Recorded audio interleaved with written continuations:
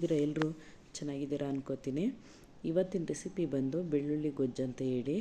ನೋಡಿ, ಇದು ಈಗ ಎಲ್ರಿಗೂ ಸಾಮಾನ್ಯ ಕೋಲ್ಡ್ ಆಗ್ತಿದೆ, ಗಂಟ್ಲು ನೋವು ಬರ್ತಿದೆ. ನನಗಂತೂ ಹಾಗೆ ಆಗಿದೆ ಇವಾಗ ಗಂಟ್ಲು ನೋವೆಲ್ಲ. ಅದಕ್ಕೆಲ್ಲ ತುಂಬ ಒಳ್ಳೆಯದು ಇದು ಬೆಳ್ಳುಳ್ಳಿ ಗೊಜ್ಜು. ಅದನ್ನು ಹೇಗೆ ಮಾಡೋದು ಮತ್ತು ಅದಕ್ಕೆ ಬೇಕಾಗಿರೋ ಇಂಗ್ರೀಡಿಯೆಂಟ್ಸನ್ನು ನೋಡ್ಕೊಂಡು ಬರೋಣ. ಕೋಲ್ಡು ಮತ್ತು ಜ್ವರ, ಏಕೆಂದರೆ ಇವಾಗ ಡೆಂಗ್ಯೂ ಜಾಸ್ತಿ ಇರೋದ್ರಿಂದ ತುಂಬ ಕೇರ್ಫುಲ್ಲಾಗಿರಬೇಕು.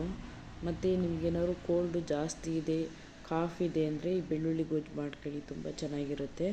ನೋಡಿ, ನಾನು 2 ಗೆಡ್ಡೆ ಬೆಳ್ಳುಳ್ಳಿ ತೊಗೊಂಡಿರೋದು. ಇನ್ನೂ ಜಾಸ್ತಿ ತೊಗೊಂಡ್ರೂ ಚೆನ್ನಾಗಿರುತ್ತೆ.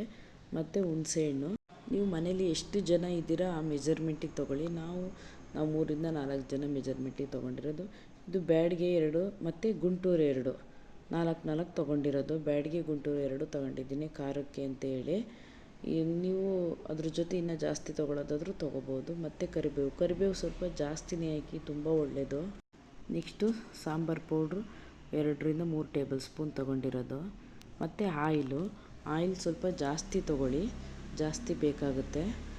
ಮತ್ತು 2 ಈರುಳ್ಳಿ ಮತ್ತು ಹಿಂಗು ಸ್ವಲ್ಪ ತೊಗೊಂಡಿರೋದು.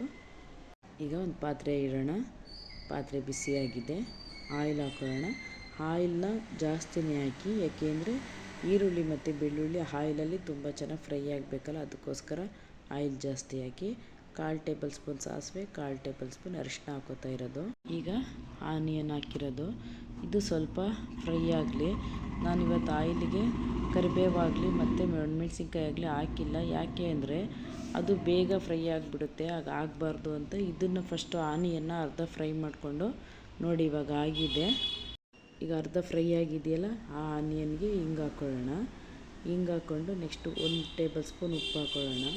ಉಪ್ಪು ರುಚಿಗೆ ನೋಡ್ಬಿಟ್ಟು ಆಮೇಲೆ ಹಾಕ್ಕೊಂಡ್ರಾಗುತ್ತೆ. ಈಗ 1 ಸ್ಪೂನ್ ಹಾಕ್ಕೊಳ್ಳೋಣ. ನೋಡಿ, ಮತ್ತು ಕರಿಬೇವು, ಮೆಣಸಿನ್ಕಾಯಿ ಬ್ಯಾಡ್ಗೆ ಮತ್ತು ಗುಂಟೂರು ತೊಗೊಂಡಿದ್ವಲ್ಲ, 2 ಹಾಕೋತಾ ಇರೋದು. ಅದು ಸ್ವಲ್ಪ ಫ್ರೈ ಮಾಡ್ಕೊಳ್ಳೋಣ.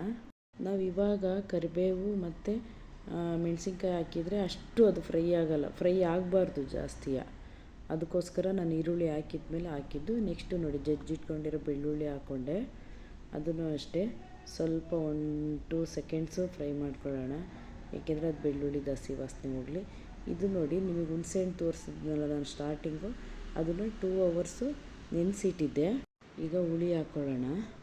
ಹುಳಿ ನೀವು ನೋಡಿ, ಜಾಸ್ತಿ ಜನ ಇದ್ದೀರಾರ ಕ್ವಾಂಟಿಟಿ ಜಾಸ್ತಿ ಮಾಡ್ಕೊಳ್ಳಿ, ಇಲ್ಲ 3 ರಿಂದ 4 ಅಂದರೆ ಸಾಕು ಆಗುತ್ತೆ. ನೋಡಿ, ಅದೇ ಬೌಲಿಗೆ 1/4 ಕಪ್ಪಷ್ಟು ನೀರು ಹಾಕ್ಕೊಂಡೆ. ಜಾಸ್ತಿ ತೊಗೊಂಡಿಲ್ಲ ನೀರನ್ನ. ಮತ್ತು ಬೆಲ್ಲ ಹಾಕ್ಕೋತಾ ಇರೋದು. ಬೆಲ್ಲ ಸ್ವಲ್ಪ ನೀವು ಇಲ್ಲ ಬೆಲ್ಲ ಬೇಡ ಸ್ಕಿಪ್ ಮಾಡ್ತೀನಿ ಅಂದರೆ ಮಾಡ್ಬೋದು, ಪರವಾಗಿಲ್ಲ. ನಾನು ಸ್ವಲ್ಪ ಬೆಲ್ಲ ಹಾಕಿದ್ದೀನಿ.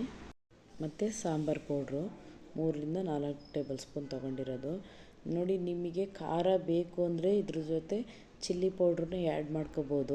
ಚಿಲ್ಲಿ ಪೌಡ್ರನ್ನ ಸ್ಕಿಪ್ ಮಾಡಿದ್ದೀನಿ, ಯಾಕೆಂದರೆ ಮೆಣಸಿನ್ಕಾಯಿ ಗುಂಟೂರು ಬ್ಯಾಡಿಗೆ ಹಾಕಿರೋದ್ರಿಂದ ಚಿಲ್ಲಿ ಪೌಡ್ರ್ ಬೇಡ ಅಂತ. ಮತ್ತು ಸಾಂಬಾರು ಪೌಡ್ರ್ ಹಾಕಿದ್ದೀನಲ್ಲ, ನೋಡಿ ಈ ಕನ್ಸಿಸ್ಟೆನ್ಸಿ ಬಂದಿದೆ.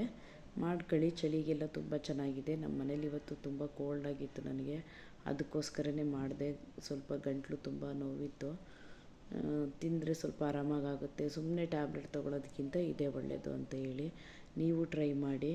ನೋಡಿ, ಈಗ ಬಂದಿದೆ. ಇದಕ್ಕೆ ತುಪ್ಪ ಏನು ಬೇಡ, ಬರೀ ಇದೇ ಗೊಜ್ಜಲ್ಲೇ ತಿಂದು ನೋಡಿ, ಆರಾಮಾಗುತ್ತೆ.